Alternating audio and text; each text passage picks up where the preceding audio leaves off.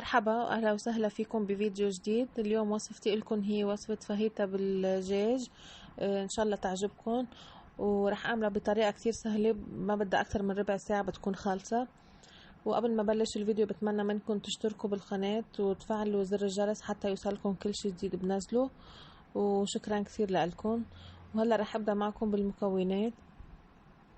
اول شي عندي كيلو صدور دجاج مقطع مربعات كبيرة شوي، وعندي علبة ذرة تقريبا 200 جرام، اكيد بنغسلها وبنصفيها من المي تاعيتها.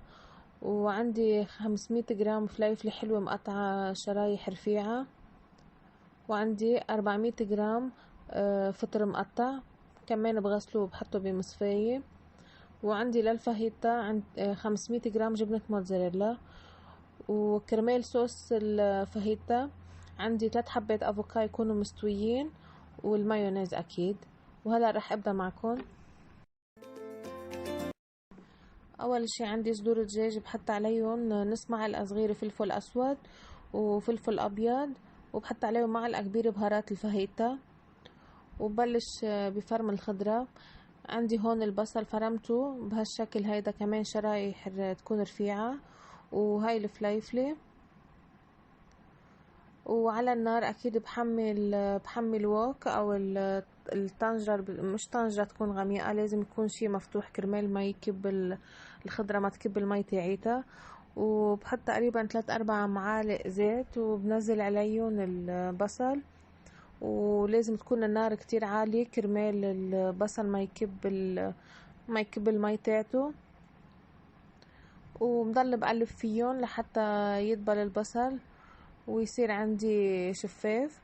واكيد ما بننسى رشة الملح كرمال البصل يدبل اسرع.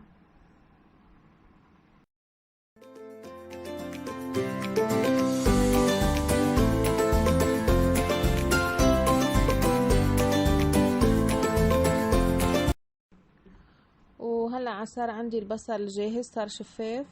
بنزل عليه صدور الدجاج، واكيد على نار عالية بضل بقلب فيهم لحتى يستوي عندي الدجاج.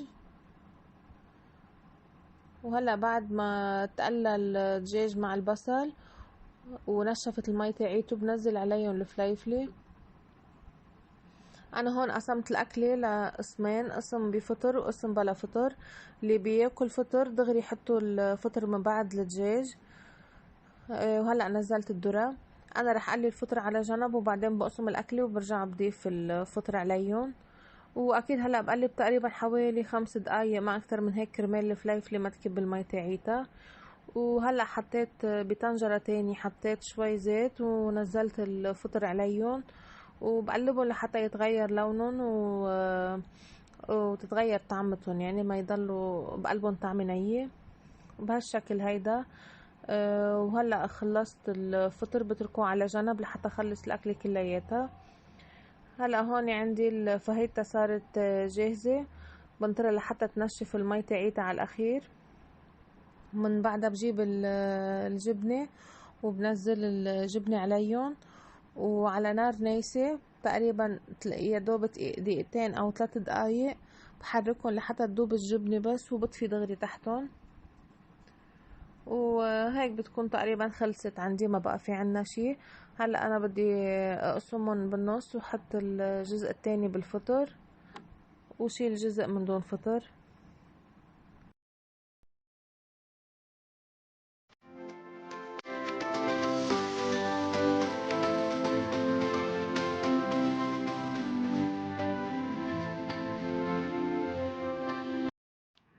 هلا شلت الكمية اللي بدي اياها من دون فطر، وبضيف على الكمية اللي بدي اياها، بحط الفطر اللي بدي اياه. وهيك بتكون جهزت عندي الطبخة. وما تكتروا كتير انتو بعد ما تحطوا الجبنة، ما تتركوها على النار، لان بصير الجبنة بتكب الزيت تاعها وبتصير بتنشف، ما بتقعد طيبة ابدا. وهلا عندي خلصت، حاعمل بلش بالصوص. عندي هون الافوكا، لازم تكون الحبة كتير مستوية بهالشكل هيدا. بقشر الافوكا وبحطه بجاتا وبفعصه.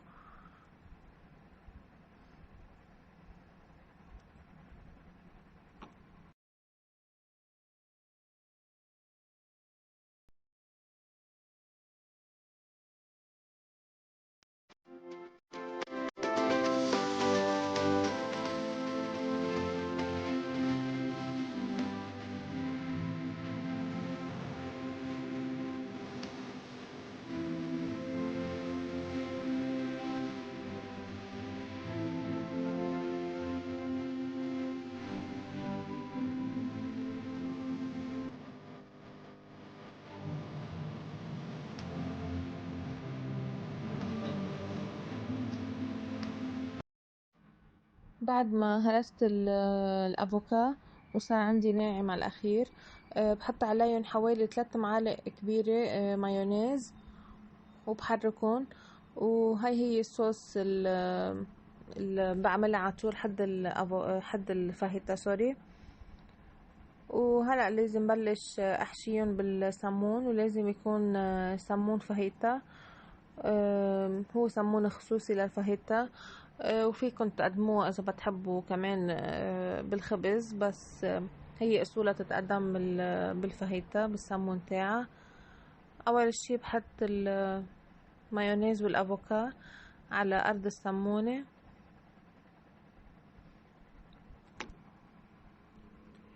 ومن بعدها بنزل الفاهيتا اللي عملتها، ولازم تكون سخنة.